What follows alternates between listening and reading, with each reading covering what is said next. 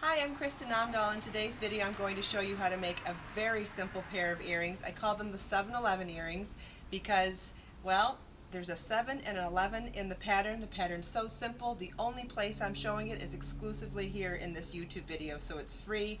Please consider it for last minute gifts. They're great for anybody. You can make them small for a little girl like these. You can make them larger for a grown-up girl, and I show you how to do a multi ring version of it as well. So stay tuned and we'll get started. Okay, so there's a few things you're going to need to get started. I have this beautiful tulip steel crochet hook set, but the size that we're going to use today is number 6 or 1 millimeter. We're also going to use a pair of pliers, and we're going to use 28 gauge wire. You can use gold, sterling silver. I like to use the budget-minded style, which is copper wire that's either gold plated or silver plated, and for today I'm going to use gold plated. Then you'd also need some beads. You either need 7 beads to do the one ring like that, or you're going to need 18 beads to do the multi-ring size here. These are 4 millimeter beads and these are 6 millimeter beads.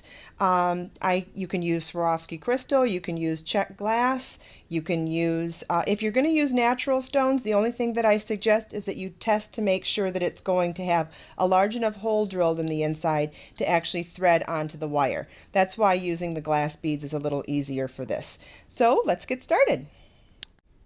I'm going to make a pair of earrings like this one here with the 7 beads on it. So what I'm going to do is thread 7 beads onto my wire, just like that.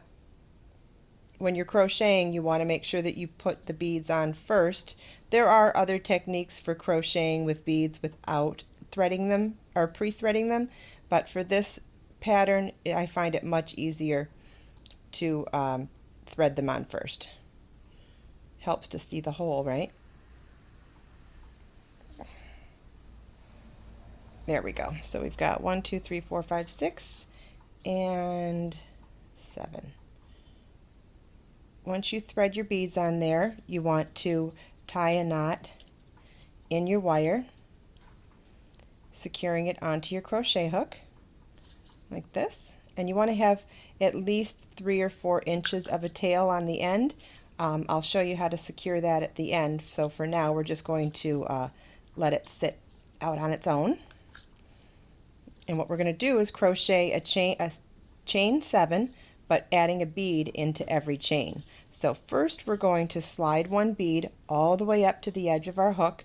Hold it down tightly with your left hand and pull a loop through, and there's your chain 1. And we'll do that again. Slide your next bead up, hold it snug with your left hand,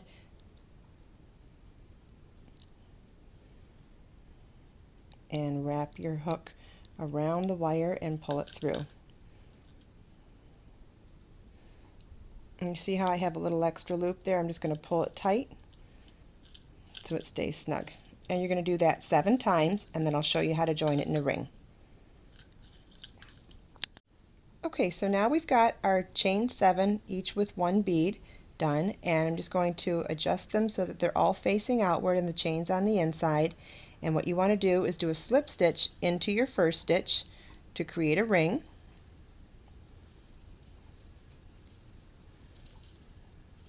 And if you're used to working with yarn, not wire, there is, a learning curve to it. It's not as forgiving as yarn, so just be patient with yourself and you'll get there. Okay, and it's so worth it because these are so cute. Alright, so we've got our ring. Now I'm going to chain 11. And to keep my stitches uniform, I like to pull them all the way through to the widest point of my crochet hook. So I've got 3, 4, 5, 6, 7,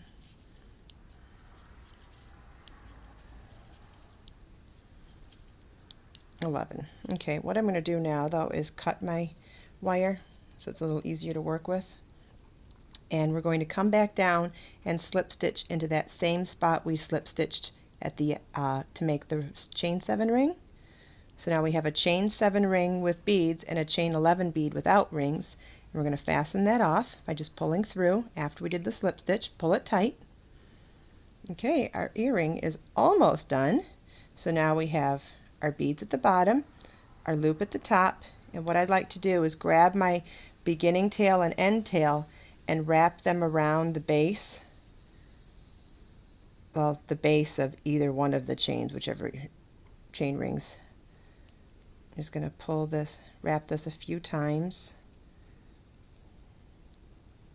and then to make it look nice and uniform, well, don't push too hard or you might break the wire because it's very delicate, but if you press it down a little bit it'll hold it more securely.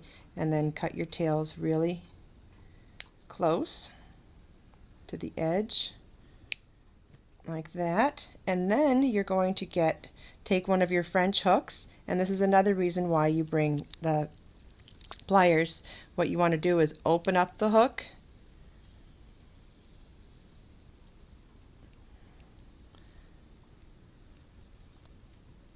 and I don't know if you can see that or not, but you want to open it up, slide this right on there, and then you want to pinch it closed, and guess what? You're halfway done. You have one earring already, and you're on your way to making a really cute and personal gift for someone in your life.